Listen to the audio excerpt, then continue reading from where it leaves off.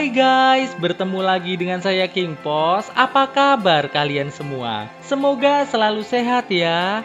Kali ini saya akan menceritakan alur cerita film lagi nih guys. Oke, nggak perlu berlama-lama lagi. Langsung saja yuk, let's mulai. Kita bersama. Diceritakan, seorang gadis bernama Madison yang sejak kecil sudah dilatih emaknya menjadi seorang penjual narsocoy eceran, terlihat sedang berdoa dan bersyukur telah diberikan kehidupan yang kacau seperti sekarang ini. Beberapa tahun kemudian, terlihat Madison dewasa sedang ingin curhat di sebuah komunitas gereja. Namun, saat sudah masuk ke gereja, Madison yang dengar ada orang sedang nyurhatin hal-hal absurd menggelitik, memutuskan untuk pergi saja dari tempat itu.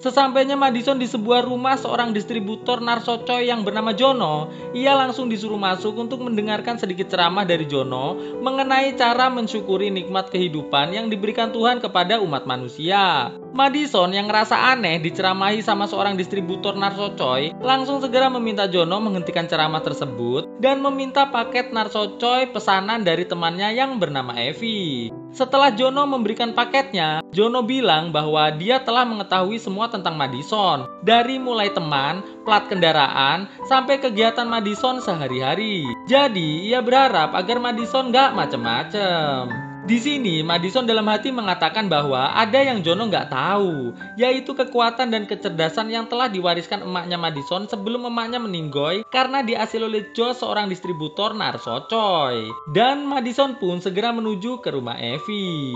Sesampainya di rumah Evie, Madison langsung memberikan paket itu kepada Erika. Nah, ini nih yang namanya Evie. Mereka pun mulai ngobrol ngalor ngidul nggak jelas karena Erika sama Evie saat ini masih dalam keadaan oleng-oleng akibat narsocoy yang sedang mereka konsumsi. Jadi guys, Evie dan Erika ini merupakan pengecer sekaligus pengguna gula bubuk cap macan kemayu dari Jono. Sedangkan Madison ini merupakan sahabat sekaligus reseller si Evie guys.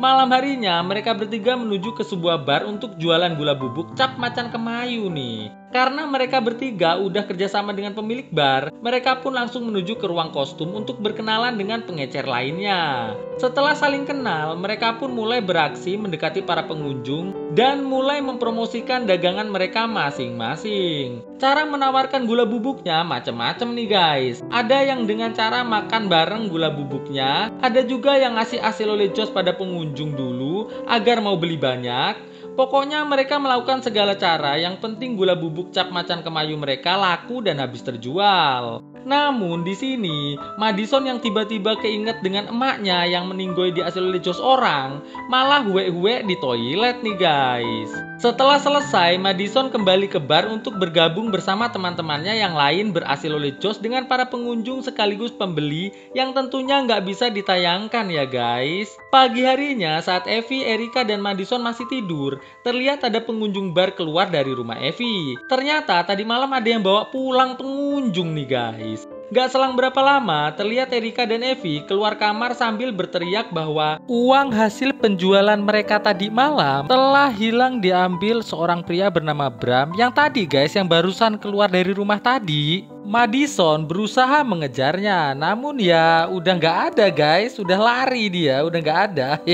Kerugian mereka mencapai $20.000 dan Evie lah yang udah bawa Bram pulang dengan alasan Bram terlalu menawan. Evie pun nangis sambil terus minta maaf pada teman-temannya. Erika nggak mau tahu, dia langsung nyuruh Evie nelpon Jono untuk ngasih tahu semua yang udah terjadi. Siapa tahu ada solusi dari Jono. Namun Madison yang lihat Evie takut dimarahin Jono, mutusin buat dia aja yang nelpon Jono. Jelas aja Jono sungguh sangat murka nih guys.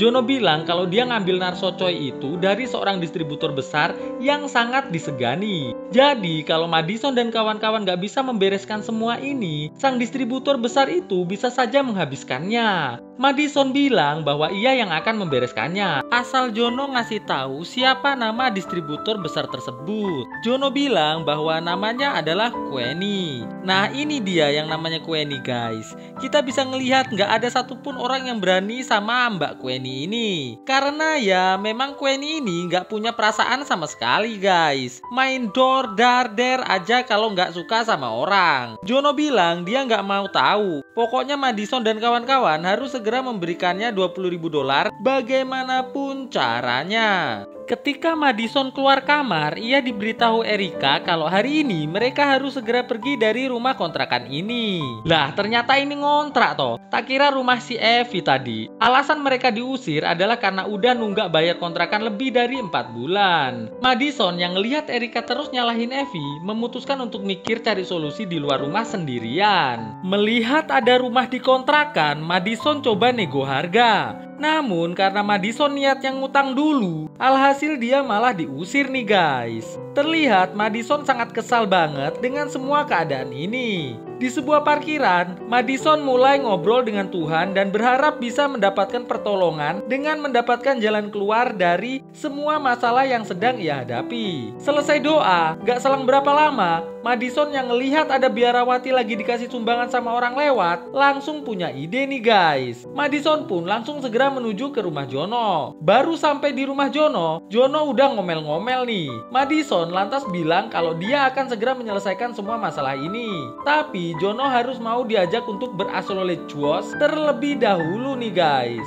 Dan aksi asololejos antara Madison dengan Jono pun terjadi dengan penuh gaya yang luar biasa. Setelah selesai, Madison izin ke toilet sejenak. Namun ternyata Madison malah pergi dengan membawa kostum biarawati milik Jono nih, guys. Sekedar informasi, Mas Jono ini selain distributor, dia juga merupakan seorang produser film. Jadi ya dia punya banyak koleksi kostum gitu, guys. Esok harinya setelah Madison dan kawan-kawan pakai kostum biarawati, mereka pun mulai menyusun rencana. Setelah ready, mereka bertiga mulai nyebar berharap dapat banyak sumbangan. Dan gak butuh waktu lama, orang-orang mulai berdatangan ngasih sumbangan. Ada yang ngasih banyak, ada juga yang ngasih recehan. Lucunya kalau ada yang ngasih recehan, mereka doain orang itu dengan doa jelek, guys. Kalau ngasihnya banyak, dia doainnya doa bagus. Madison dihampiri seorang pria yang mulai nanya-nanya tentang dari gereja mana Madison berasal. Madison bilang kalau dia dan kawan-kawan dari gereja yang ada di luar kota. Mereka datang ke kota ini untuk nyari tempat tinggal sementara, sekaligus nyari sumbangan untuk pembangunan gereja baru di kotanya. Mendengar hal itu, pria yang bernama Frank ini memberikan alamat kenalannya yang mungkin saja bisa membantu Madison dan kawan-kawan mendapatkan tempat tinggal. Terlihat Madison sangat bahagia nih, guys. Setelah capek minta sumbangan, mereka ngumpul di makam nih, guys, buat ngitung penghasilan hari ini. Dan ya lumayan, mereka bertiga dapat $273. Madison bilang kalau malam ini mereka harus nginap di rumah kenalannya Frank karena Madison yakin kalau kenalan Frank ini pasti adalah orang yang baik hati karena suka menolong. Di rumah Jono yang dapat SMS dari Queenie yang minta uang hasil penjualannya mulai terlihat panik nih, guys. Jono berusaha nyari pistolnya untuk jaga diri, namun kok ya nggak ketemu gitu loh. Di sini saya curiga nih, jangan-jangan udah diambil sama si Madison lagi. Setelah lama mencari, akhirnya Jono punya dugaan sama dengan gua nih. Kalau pastinya pistolnya diambil sama si Madison sesaat sebelum mereka berdua berhasil jos nih, guys. Gak selang berapa lama, datanglah seorang pria bernama Tony menuju ke rumah Jono. Terlihat Jono tambah ngerasa panik banget saat ngelihat anak tetangganya yang bernama Becky dikeplakin sama si Tony nih, guys. Tony langsung mendorbak masuk ke rumah Jono dengan membawa Becky, yang membuat hidung Jono bercairan merah karena kepentok pintu. Tony bilang kalau dia adalah orang suruhan Queenie. Ia ditugaskan untuk minta uang $20.000 dari Jono sekarang juga. Jono yang masih bingung mau bilang apa karena uangnya belum ada, membuat Tony mencucuk Becky pakai narsocoy sampai meninggoy nih, guys. Alhasil pertarungan antara Jono dan Tony pun tak terhindarkan. Namun gak sampai 1 menit, Jono udah berhasil dikalahkan sama si Tony. Semaput si Jono, guys. Di sebuah gereja terlihat Madison dan kawan-kawan datang untuk mendengarkan khutbah dari seorang pastor. Selesai khutbah, sang pastor merasa cukup puyeng karena ulah malah Madison yang terus menggoda dirinya. Di rumah Jono, Queenie baru datang nemuin Jono dan Tony nih guys. Melihat Tony udah nyiapin peralatan untuk mengeplak ke Jono, Queenie pun ngambil satu alat yang menurut Queenie pas buat Jono. Setelah selesai ngeplakin Jono, Queenie mulai bertanya siapa yang telah menghilangkan uangnya. Jono pun menunjukkan foto Madison dan kawan-kawan yang ada di kulkas. Queenie pun langsung menyuruh Tony mengedor Jono sampai meninggoy tentunya. Di tempat lain, Madison dan kawan-kawan yang udah sampai di rumah kenalannya Frank langsung diantar oleh pelayan menemui sang pemilik rumah yang bernama Jenny. Jenny mengatakan bahwa Madison dan kawan-kawan boleh tinggal di rumahnya sampai kapanpun mereka mau. Sekedar info, Jenny ini nggak bisa ngelihat sama sekali ya guys. Setelah mengucapkan terima kasih, mereka pun langsung masuk ke kamar yang telah disediakan. Terlihat Madison dan kawan-kawan nampak sangat senang sekali karena bisa tinggal di rumah semewah rumah Jenny ini. Mereka pun mulai tertawa-tawa dan berbicara dengan bahasa yang kurang sopan di dalam kamar. Jenny yang mendengar suara mereka mulai merasa aneh. Masa iya Biarawati kok kelakuannya seperti itu? Hehehe. Tony dengan menggunakan HP Jono nelpon Evie nih guys, tapi nggak diangkat karena Evie lagi fokus ketawaan bareng kawan-kawannya. Pagi harinya, Madison dan kawan-kawan dikasih sarapan sama pelayannya Jenny, sembari dikasih tahu tempat minta sumbangan yang paling rame orang lewat. Setelah pelayan pergi, Madison dan kawan-kawan yang melihat berita mengenai Jono yang udah meninggoy, terlihat mulai panik dan bingung nih guys. Singkat cerita, sore harinya saat mereka selesai minta sumbangan, ada seorang pria yang hendak mengambil uang mereka. Mereka pun langsung mengeplakin pria tersebut sampai ampun-ampun. Setelah itu, Madison segera ganti baju lalu menuju ke gereja untuk melakukan pengakuan dosa pada pastur. Namun, karena pasturnya ganteng banget, Madison dan sang pastur malah berhasil oleh cuos dengan menggunakan gaya kupu-kupu berkepala naga. Di tempat lain, Queenie menemui seorang cenayang atau paranormal untuk menanyakan di mana Madison dan kawan-kawan kini berada. Di rumah Jenny, Evie yang pengen ke bar untuk mencari si Bram sendirian malah ditangkap sama si Tony nih guys. Saat terbangun, Evie yang sudah ditaruh di meja sama si Tony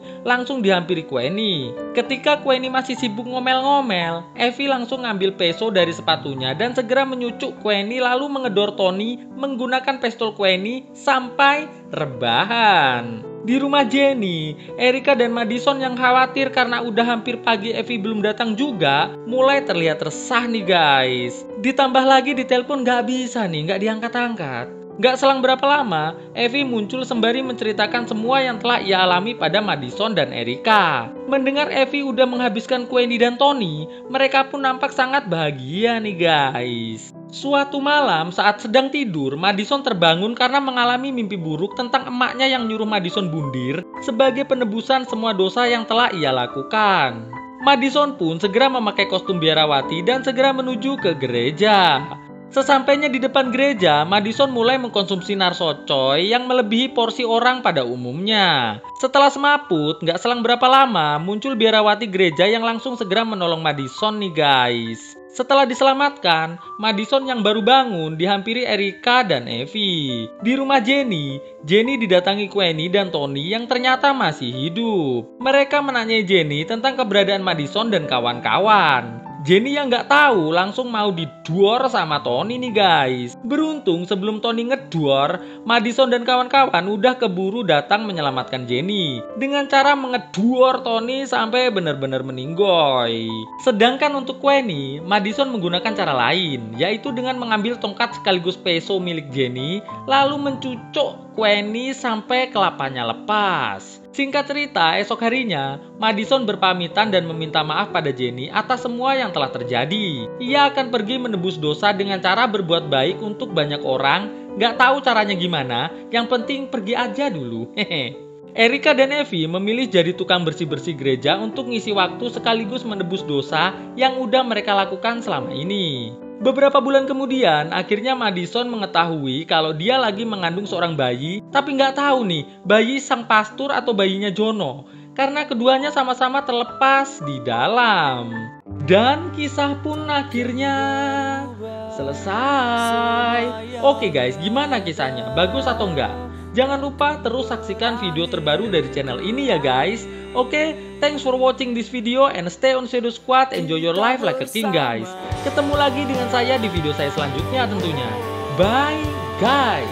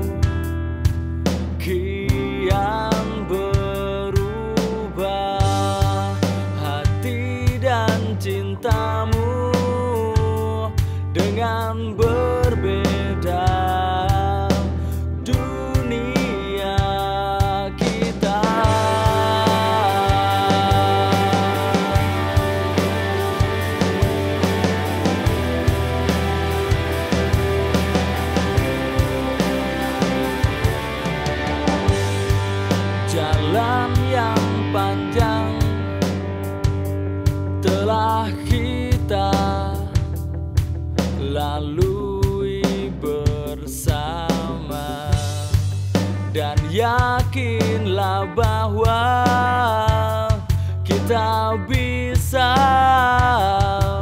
kalahkan dunia.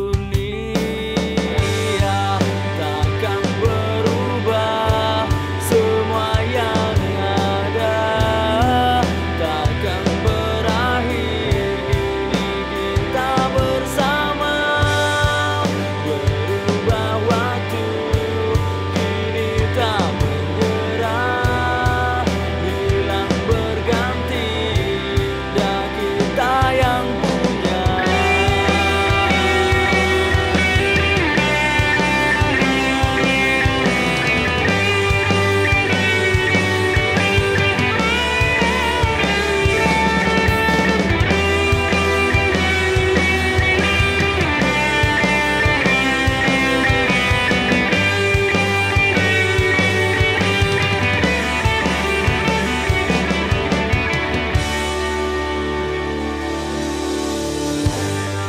Takkan berubah